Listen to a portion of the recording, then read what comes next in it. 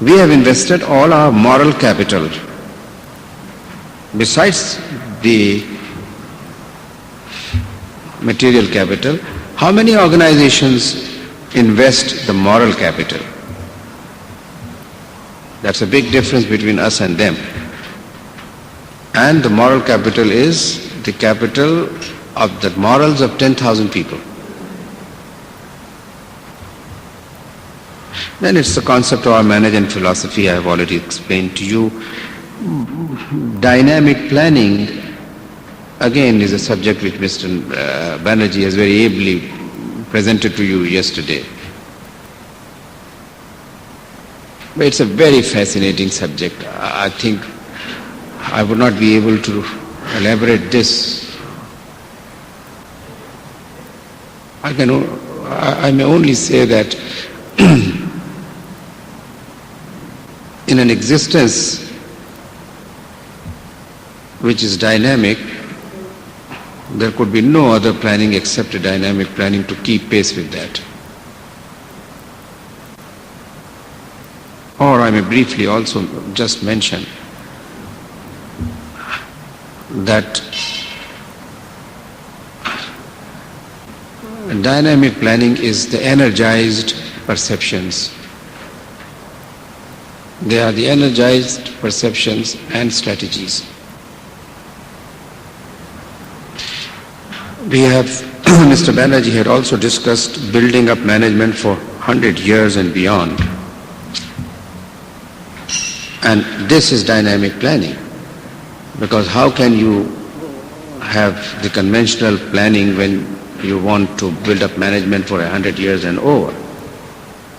And in this context, very briefly, the dynamic planning is put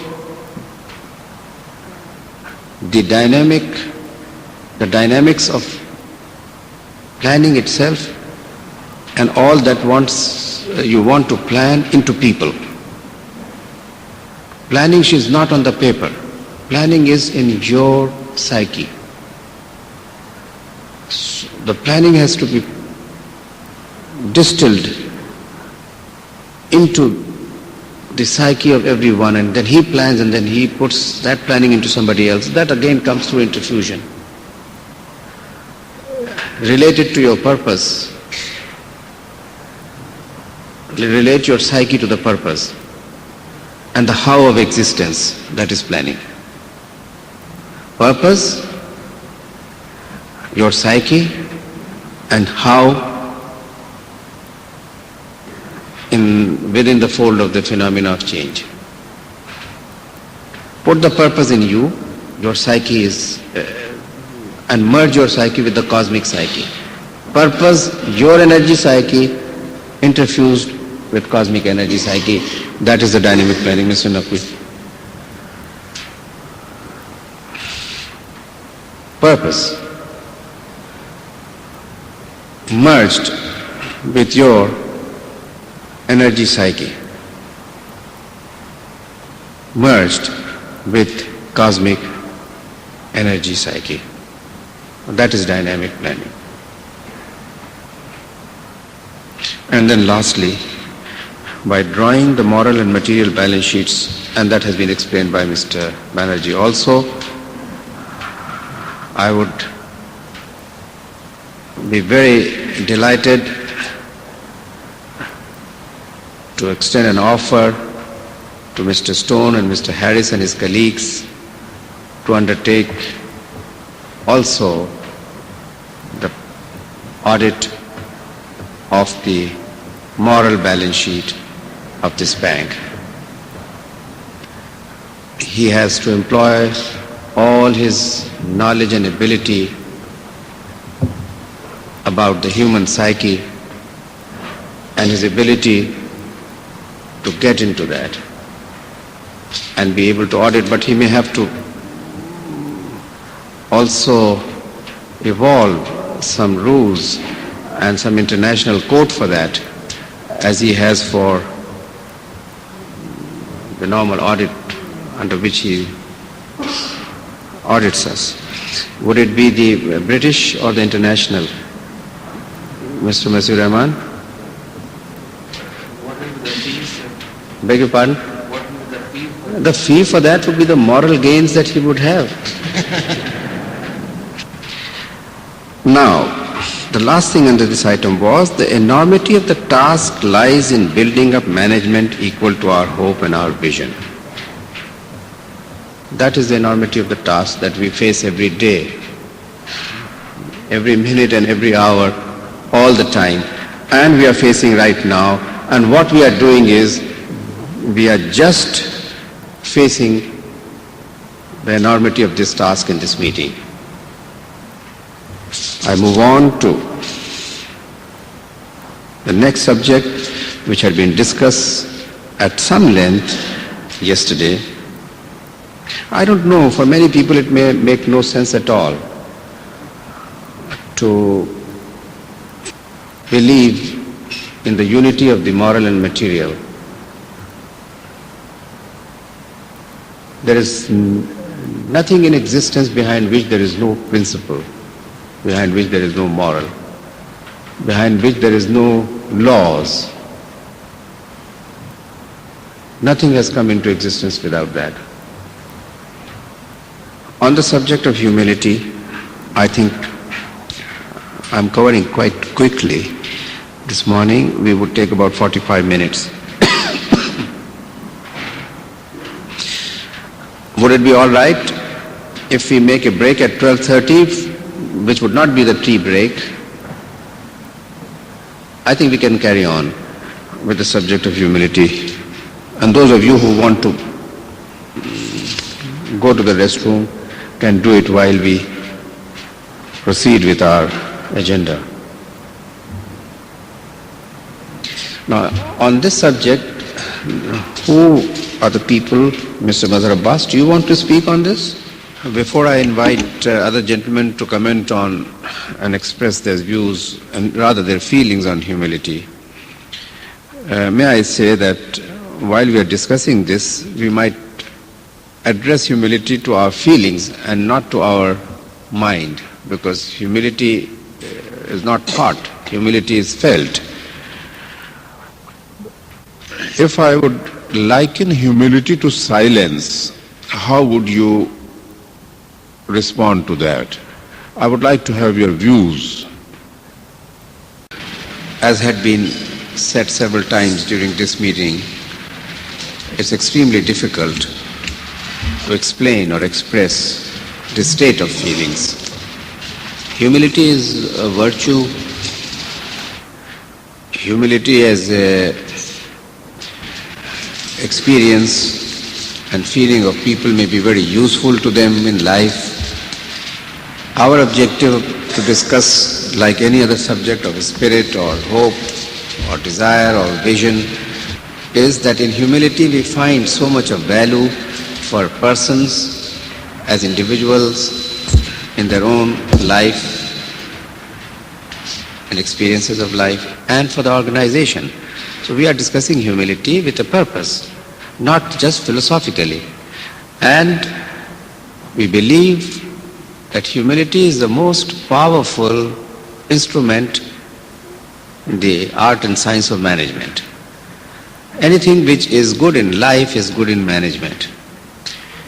In order to give you a comprehension of humility, and then of course, through that, once you understand, you would also be able to start experiencing in course of time. In my own experience of life, whatever is the meaning that come to us, I make it my feeling. And that's why we have been several times also mentioning that, can you feel the meaning? By now, the meaning straight away are felt by me. They don't stick into my mind. And when I explain to you, my thoughts emerge from my feelings. I likened humility to silence. You saw that silence is unprovocative. Silence doesn't create any irritation, any provocation, any problems. All sounds and noises come out of silence. and they vanish and disappear into silence. I think this is a statement. Mr. Banerjee, do you differ with this statement? You do? All right. If you differ, please tell me whether the sounds come out of silence or not, and they disappear and die out in silence or not. Fine. This you have seen in a different context. But what I am explaining is that is silence not the container of all sounds?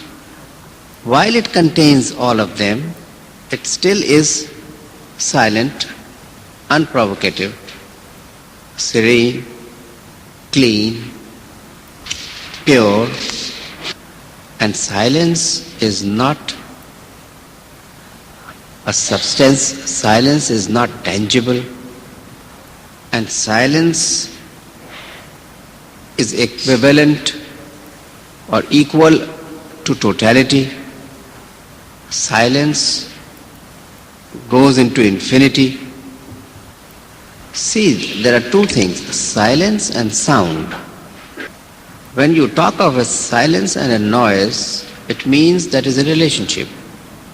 One is the opposite of other. If you say that humility is just that, then all arrogance comes out of it.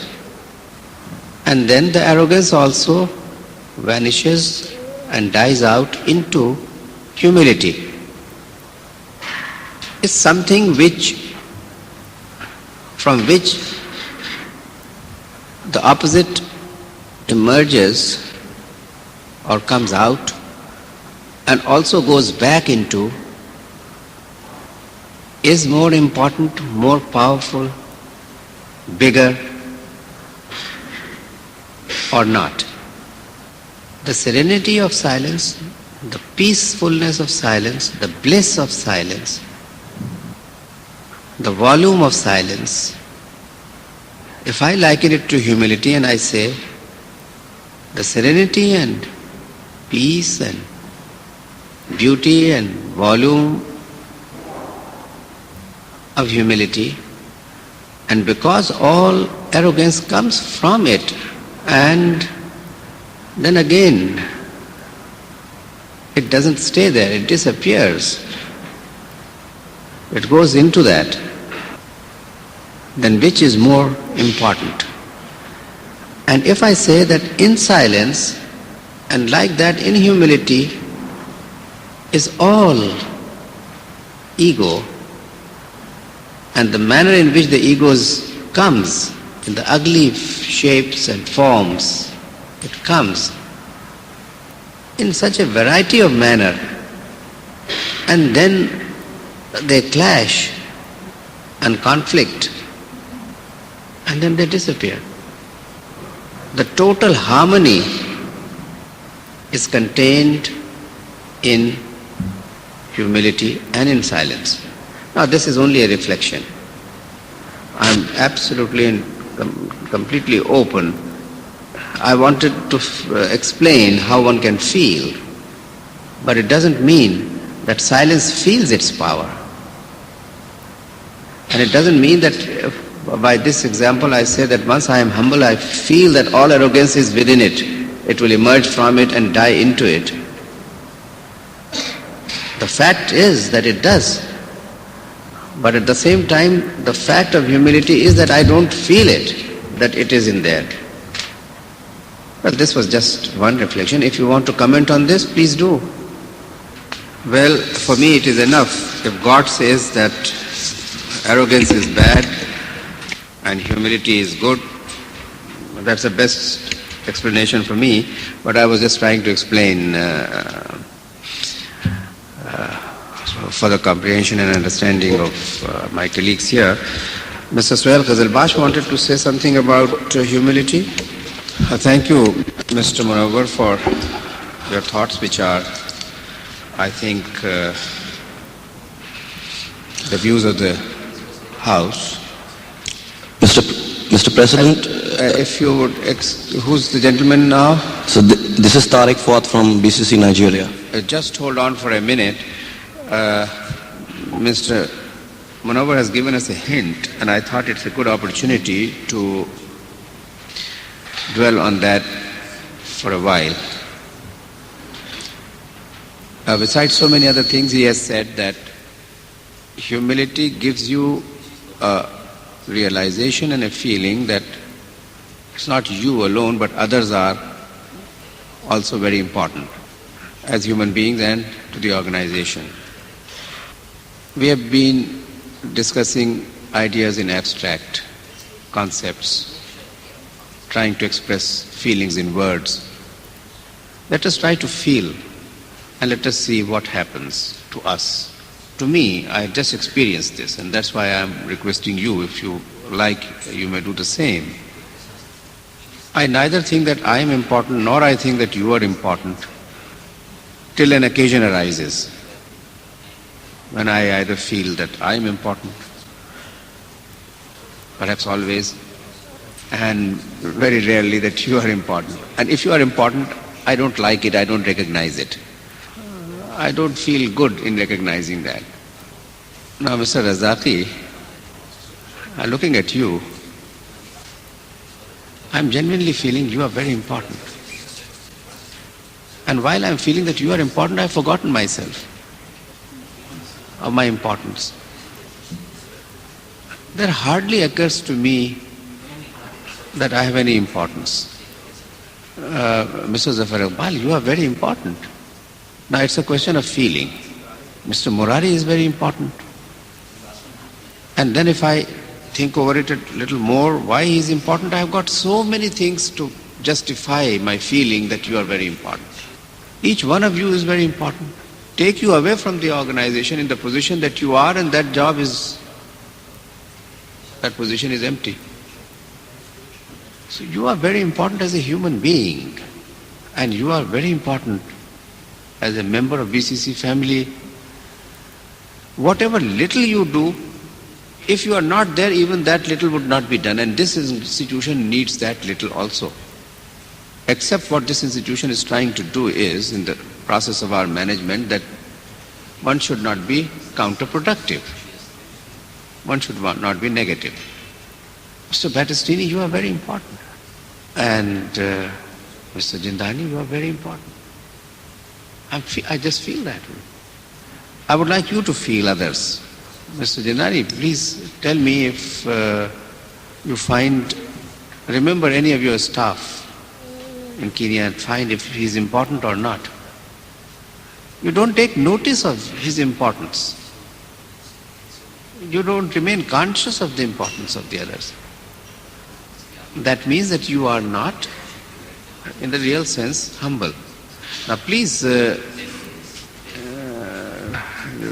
go through this exercise briefly, just for 5 minutes. Whom should I ask? Mr. Sadiq Dar, you see somebody and tell me honestly whether you have said that he is important or you feel that he is very important. The gentleman sitting on your right, fine, you remember this experience. I want you to experience it again. See at anybody and tell me how do you feel about him. The gentleman sitting at your right, whether you know him or not, please tell me whether you feel that he is important.